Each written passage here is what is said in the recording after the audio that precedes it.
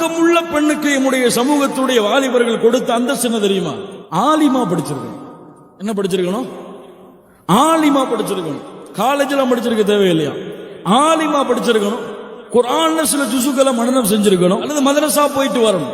இதுதான் மார்க்கத்துக்கு அளவீடு.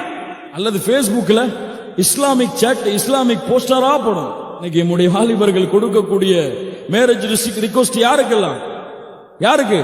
பேஸ்புக்ல எந்த பெண் அதிகமான இஸ்லாமிய போஸ்டரை ஷேர் செய்யறாளோ, அல்லது அவளாவே டைப் பண்ணாம காப்பி பண்ணி போறாளோ, அதான் அந்த பெண்ணுடைய ஈமானுக்கு அளவீடு.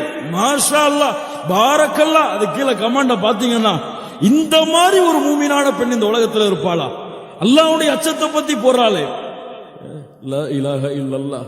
இதுவெல்லாம் அளவீடா? குர்ஆன் சுன்னாவை தன்னுடைய வாழ்க்கையில் செயல்படுத்தக்கூடிய பெண் யார்?